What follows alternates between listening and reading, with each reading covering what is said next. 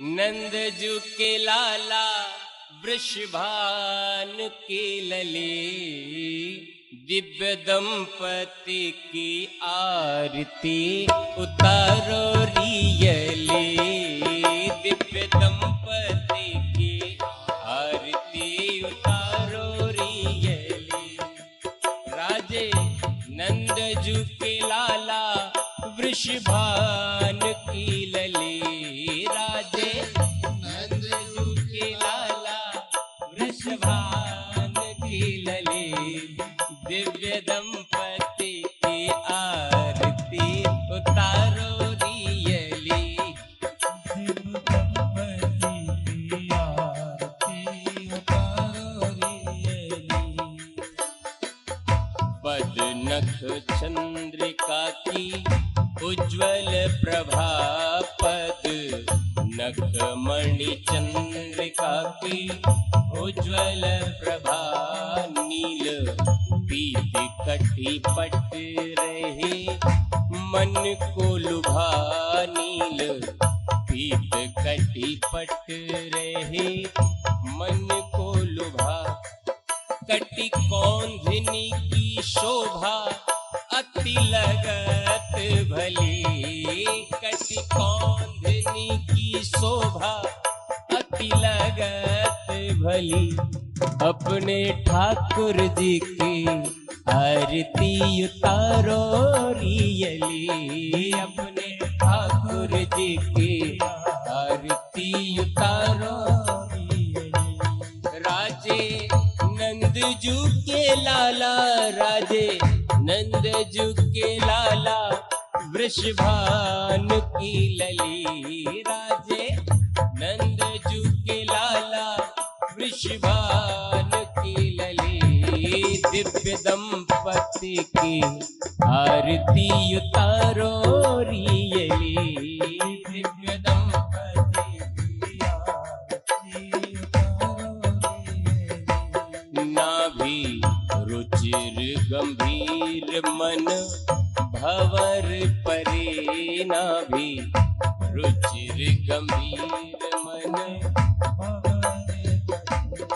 उर कौस्तुभ श्रीवत्स भृगुपद उभरे।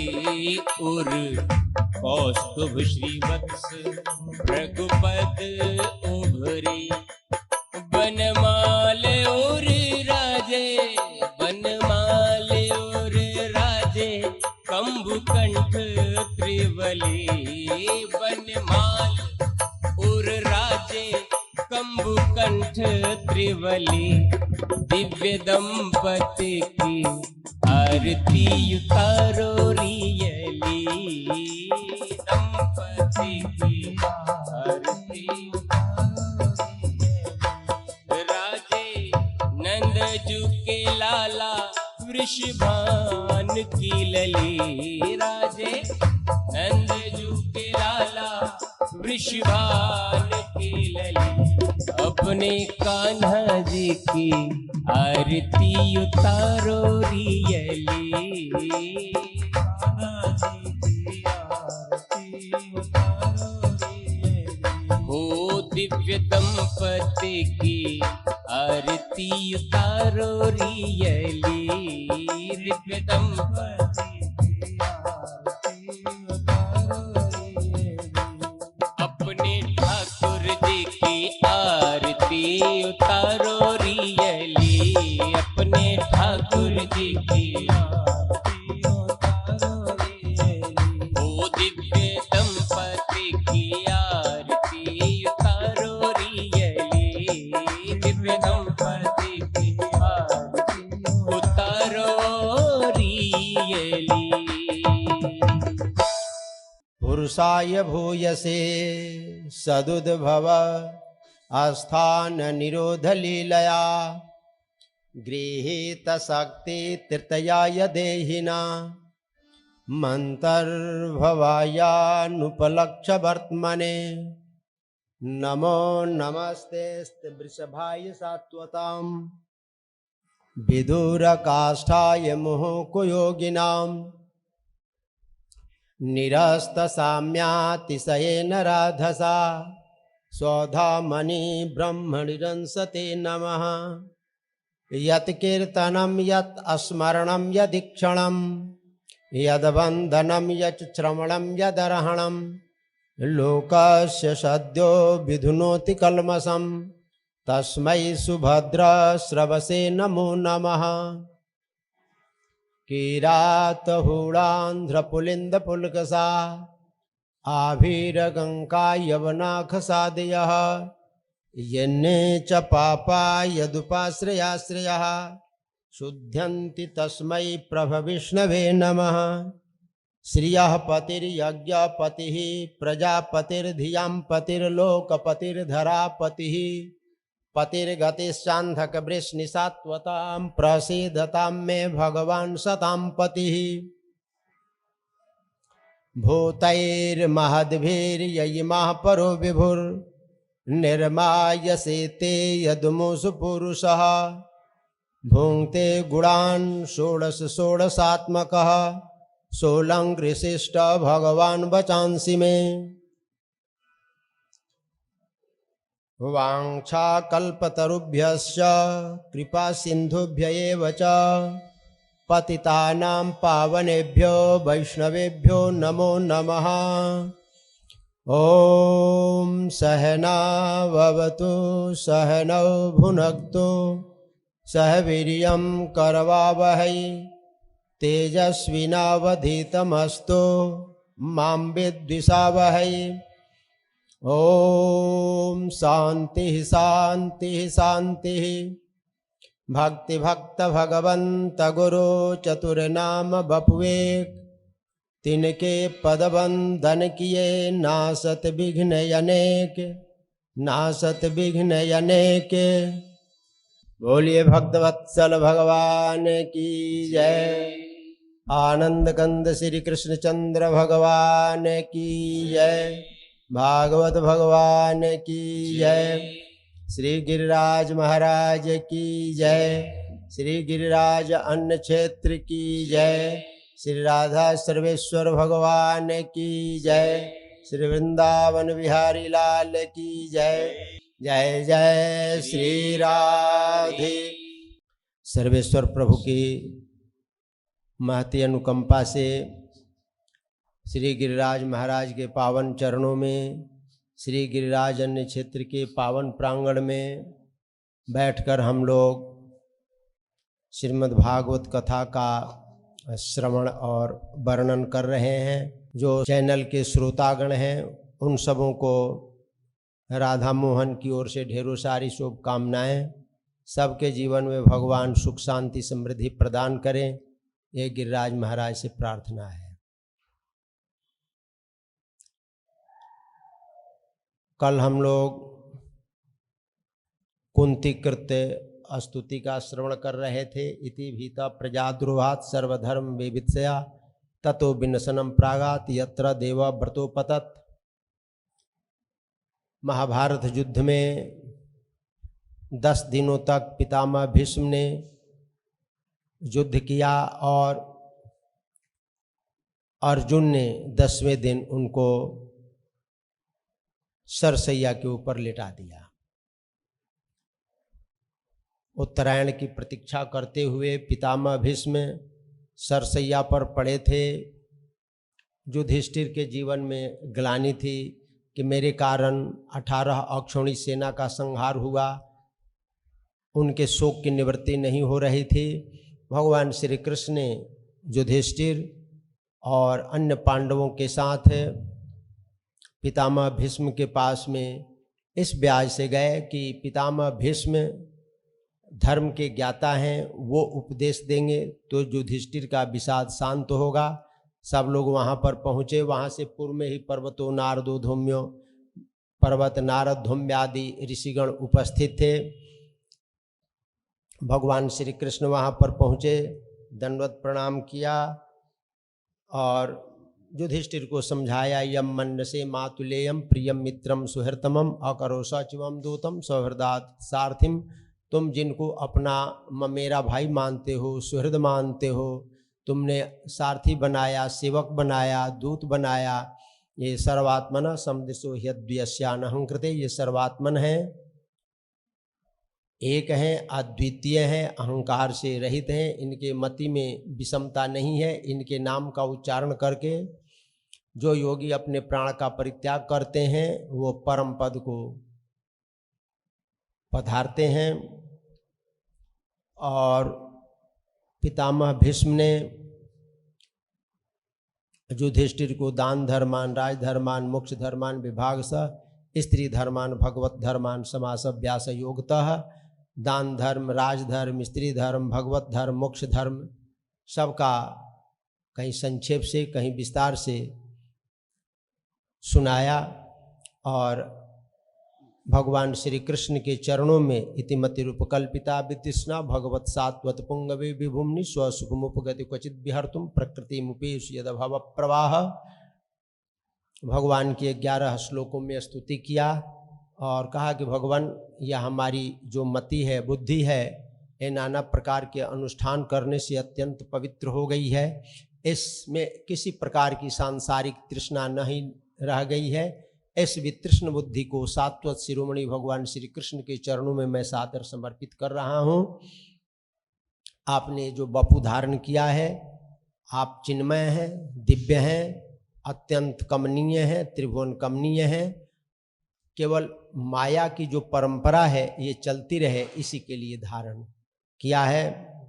11 श्लोकों में स्तुति किया और मनोवाक दृष्टिवृत्ति भी अपने मन, वाणी, दृष्टि सबको भगवान श्री कृष्ण के चरणों में लगाया। स्वंत श्वास उपारमत और उनकी व्यष्टि प्राणवायु समष्टि प्राणवायु में विलीन हो गई और इनकी आत्मा परमात्मा में विलीन हुई। पितामह भीष्म की अंत्येष्टि क्रिया की गई, जलांजलि दिया गया। सब लोग लौट करके और हस्तिनापुर में आए। हस्तिनापुर में कामम बबर्ष पर्जन्य सर्व काम दुघामयी शिशु अस्म ब्रजान गावा पायासोधस वतिर्मुदा।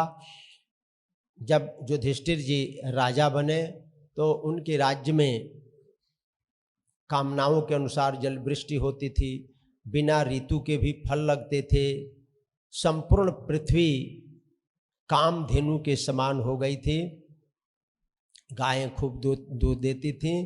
किसी नाधियो व्याधि अक्लेशा दैव भूतात्म हेतवः, किसी को आदि व्याधि क्लेश आदि नहीं सताते थे।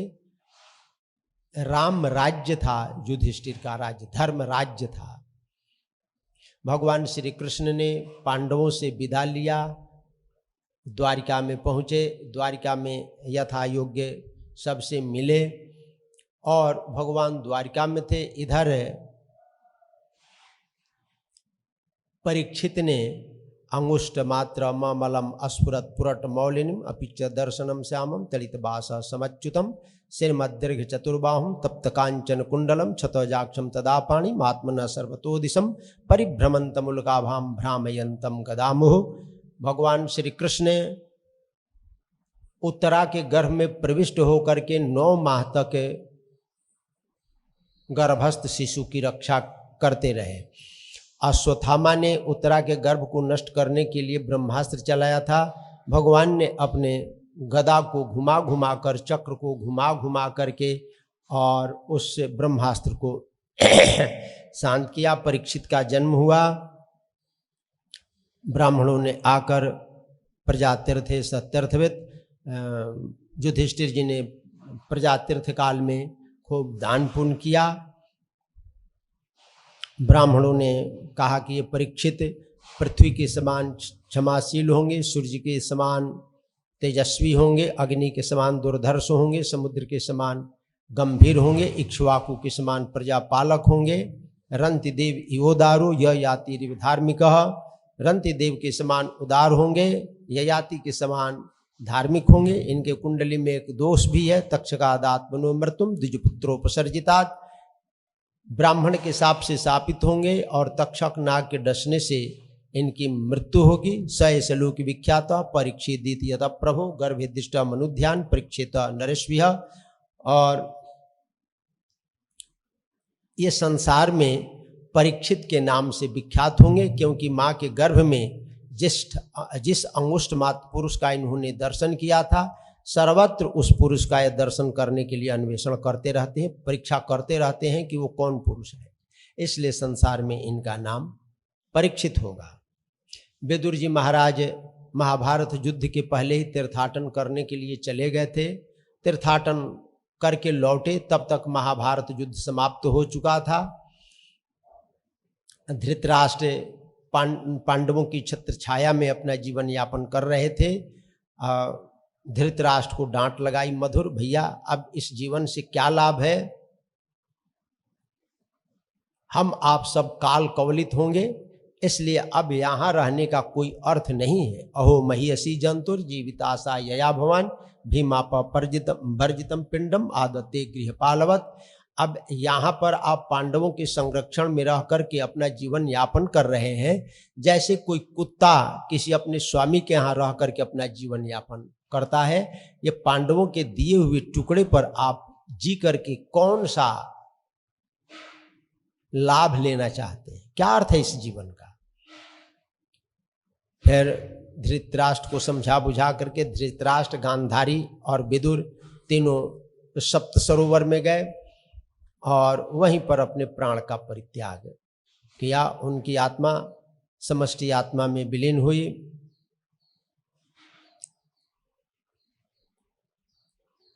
भगवान श्री कृष्ण को गए गता सप्ताह धुनामासा भीमसेन तवानुज, युधिष्ठिर को नाना प्रकार का अपशकुन होने लगा। विपर्यस्तर्तु धर्मिण सा कालस च गतिम रौद्रम विपर्यस्तर्तु धर्मिण पापीयसिम निर्णाम वार्ताम क्रोध लोभा नृतात्मनाम। जो काल की गति है वो विपरीत दिखाई पड़ रही है। दिन में उल्लू बोलते हैं, रात में कौवा बोलते हैं, पेड़ की दक्षिण भाग करके निकलती है, देव प्रतिमाओं से पसीना की बूंदें निकलने लगी, सूर्य में मंडल बैठ गया, पुच्छल तारा का उदय हो गया, नाना प्रकार का अपशकुन होने लगा। घबराए युधिष्ठिर जी। उसी समय अर्जुन आया 7 महीना बाद।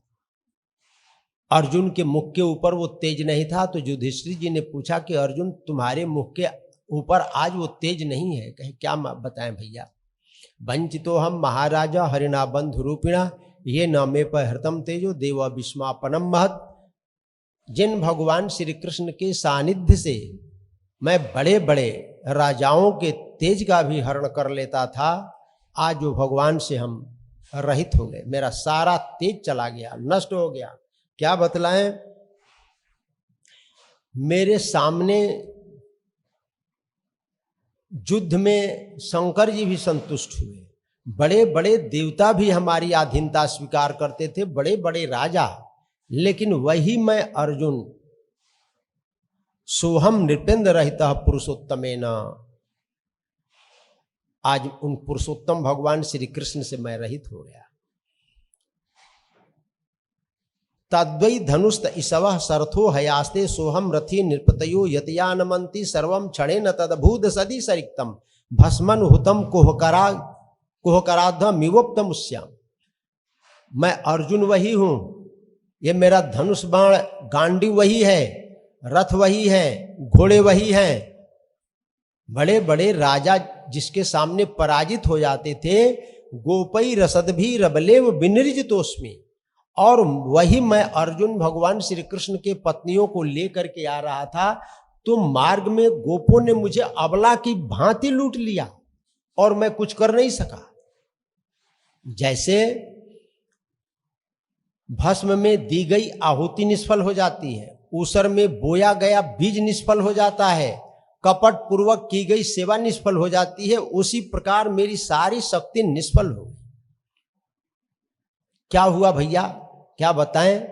यादव कुल को ब्राह्मणों ने शाप दिया कि आपस में सब लड़ भिड़ करके मर जाओ, तो सब आपस में लड़ भिड़ करके मर गए। वारुणी मदिराम पीत्वा मदुन्मथित चेताम अजानताम विवान्योन्यम चतुः पंचावशेषित। सब प्रभास क्षेत्र में जा करके मदिरा पान किए, भोजन किए, मदिरा पान किए, बुद्धि खराब हुई, आपस में लड़ भिड़ करके नष्ट हो गए, 4-5 बचे हैं। कुंती ने सुना, पृथाप्यनुसृत धनंजयोदितम नासम यदूनाम भगवत गतिम चताम एकांत भक्त्या भगवत्यधुक्षचे निवेशितात्मो पर राम संस्कृते। जैसे ही कुंती ने सुना कि भगवान श्री कृष्ण इस धरा को छोड़ करके चले गए, तो उसका जो त्रिगुणात्मक स्थूल शरीर था, सूक्ष्म शरीर था, कारण शरीर था, ये तीनों शरीर से रहित होकर के और दिव्य धाम को प्रस्थान की। पांडवों ने परीक्षित को राजपद प्रदान किया और स्वयं स्वर्गारोहण किया। इस पावन चरित्र का जो श्रवण करता है उसको भगवान की भक्ति प्राप्त होती है, परमहंसों की गति प्राप्त होती है। अब युधिष्ठिर जी, परीक्षित जी राजा बने। स उत्तरस्तन्याम उपयम इरावतीम, उत्तर की पुत्री इरावती के साथ विवाह किया। जन्मेद यादिंस चतुरस, जन्मेजय आदि 4 पुत्र हुए। जब ये राजा बने तो इनको पता पड़ा, यदा परीक्षित कुरुजांगले वसन कलिम प्रविष्टम निज चक्रवर्तीते निशम्य वार्ता मनति प्रियाम तथा सरासनम संयुग सौंडिराल। इनको पता पड़ा कि मेरे राज्य में कली ने प्रवेश कर लिया है, तो ये भयभीत नहीं हुए और ये हाथ में तलवार लिए, धनुष बाण लिए, रथारूढ़ हुए और कली को पकड़ने के लिए चल पड़े। कली के निग्रह के लिए, बंदी बनाने के लिए चल पड़े। आगे गए, तत्र गोमिथुनम राजा हन्य मान मनाथवत दंडा हस्तम च वृषलम ददृशे निर्बलांछनम। तो देखा कि एक शूद्र राजा के वेश में है, हाथ में डंडा लिया है और गाय बैल के जोड़े को प्रताड़ित कर रहा है। हाओ, तलवार निकाल करके मैं तेरा वध करूंगा। कौन है रे? हाओ, तो अपना मुकुट निकाला और परीक्षित के चरणों में डाल दिया, लेट गया चरणों में, महाराज रक्षा कीजिए। नते गुणाकेश यशो धराणा बुद्धांजलिर्वै भयमस्त किंचित न वर्तितव्यम भवता कथंचन क्षेत्रम मदीय त्वम धर्म बंधु। मैं अर्जुन के वंश में जन्म लिया, अर्जुन के वंश वाले कभी भी शरणागत का वध नहीं करते हैं। तुम हाथ जोड़ करके मेरी शरण में आ गया है, इसलिए मैं तेरा वध नहीं करूंगा, लेकिन तुम अधर्म का बंधु है, इसलिए मेरे राज्य में न रहो। तो उसने कहा कि महाराज हम न रहें ये तो ठीक है, लेकिन हम जाएं कहां? जहां से सूर्य का उदय होता है, जहां सूर्य डूबता है, वहां तक आपका राज्य है। पूर्व पश्चिम उत्तर दक्षिण सर्वत्र आपका राज्य है, चक्रवर्ती सम्राट है। अब मैं जाऊं कहां ये बता दीजिए। अभ्यर्थी तस्तदा तस्मै अस्थानानि कले ददौ दूतम पानम स्त्रिय सुना यत्रा धर्मस चतुर्विधा। 4 जगह, तुम 4 जगह रहो कलयुग आराम से। कहे कहां कहां रहे महाराज? जहां जुआ होती हो, जहां मदिरा पान की जाती हो, मदिरालय, जुआलय, मदिरालय, वैश्यालय और बधालय, जहां जीवों की हत्या होती, कसाई घर, 4 जगह। तो कली ने कहा कि महाराज ये 4 स्थान तो आपने दिया, लेकिन ये तो अत्यंत निंदित स्थान है। कोई आप चक्रवर्ती सम्राट हैं, आपके द्वारा कोई उत्तम स्थान हमें प्राप्त हो। कहे कि जाओ, पुनस्याच मानाय जाता रूपम मदात प्रभु, जाओ स्वर्ण में भी निवास करो, धन में निवास करो। 5 स्थान दे दिया और 5 स्थान दे करके अपने आ गए महल में। अब एक दिन इनके मन में आया कि चलो भाई शिकार खेलने के लिए चले। अब शिकार खेले तो शिकार खेलिए, शिकार करने के लिए जाने लगे। रथारूढ़ हुए हो, राजा लोग हैं, वो मुकुट धारण करते हैं, कुंडल धारण करते हैं, बाजूबंद धारण करते हैं, कंगन धारण करते हैं, खूब सोना आभूषण पहनते हैं। तो स्वर्ण आदि का आभूषण धारण करके और शिकार खेलने के लिए गए। अब कली को अवसर मिला और स्वर्ण में प्रवेश किया। तो इसी का एक दा धनुरुद्यम्य विचरण मृग्याम बने, मृगाननुगत श्रांत शोधित स्त्री सितो भृशम। तो कलयुग की प्रेरणा से शिकार खेलते खेलते इनको भूख लग गया और प्यास लग गया। अब शिकार खेलते खेलते वन में आखेट करने के लिए नहीं गए, एक ऋषि के आश्रम में पहुंच गए। ऋषि के आश्रम में पहुंचे, ऋषि उसी समय समाधि में थे, काष्ठमौनी बने हुए थे ऋषि, कठमौनी बाबा समाधि में थे। अब इनको तो ये लगा कि हम जाएंगे ऋषि के कुटिया में तो ये ऋषि खड़े हो जाएंगे, दंडवत प्रणाम करेंगे हमको। हाँ, उल्टा हिसाब किताब, मेरा स्वागत सत्कार करेंगे, माला पहनाएंगे, स्तुति करेंगे, अर्घ आदि देंगे, जलपान भोजन की व्यवस्था करेंगे। लेकिन ये क्या, वहां तो ऋषि समाधि में बैठे हैं।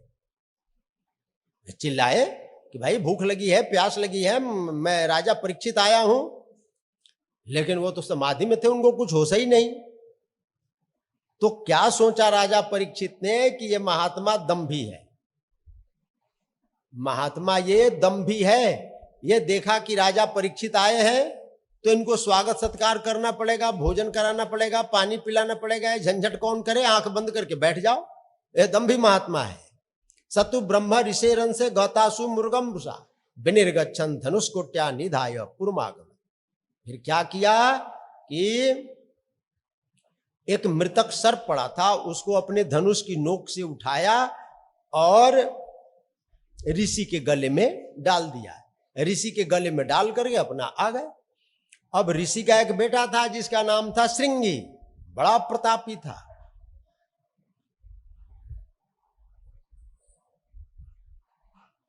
वो कौशिकी नदी के जल में क्रीड़ा कर रहा था, खेल रहा था लड़कों के साथ।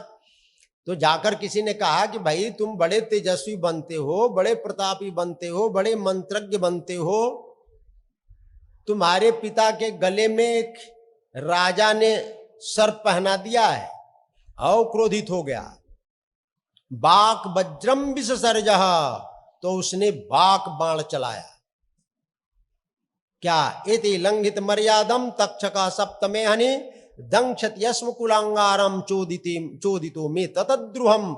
जिस कुलांगार राजा परीक्षित ने मेरे पिता के गले में सर्प डाला है, उसको आज के 7वें दिन तक्षक नाग डसेगा और उस मर्यादा विहीन राजा की मृत्यु हो जाएगी। साप दे करके और अपने पिता के पास में आए, रोने लगे। तो अब ऋषि का नेत्र खुला। यह भगवत विधान है। राजा परीक्षित खूब चिल्लाए, भूख लगी है, प्यास लगी है, लेकिन ऋषि की समाधि नहीं खुली। लेकिन जब वो बालक रोने लगा तो ऋषि की समाधि खुल गई। यानी ये भगवत विधान था। ऋषि ने कहा कि बेटा क्यों रो रहे हो? कहे कि आपके गले में सर्प डाल दिया है राजा ने। सर्प को फेंका और बालक ने कहा कि मैंने तो साफ दे दिया कि आज के 7वें दिन तुम्हारी मृत्यु हो जाएगी तक्षक नाग के डसने से। क्यों दे दिया? कि यह बहुत बड़ा अपराध किया था, आपके गले में सर्प डाल दिया। कहे कि छोटा अपराध था और सजा तुमने बहुत बड़ा दे दिया। अपने शिष्य को भेजा और कहा कि जाओ सूचना कर दो कि आज के 7वें दिन राजा परीक्षित की मृत्यु होगी। ऋषि के शिष्यों ने जाकर सूचना दी। दद्धौ मुकुंदांघ्रिमनन्य भावो मुनि व्रतो मुक्त समस्त संगहा। राजा परीक्षित को ज्ञात होते ही राजा परीक्षित ने अपने पुत्र जन्मेजय को राजपद प्रदान किया और स्वयं मुनिवेश धारण किया।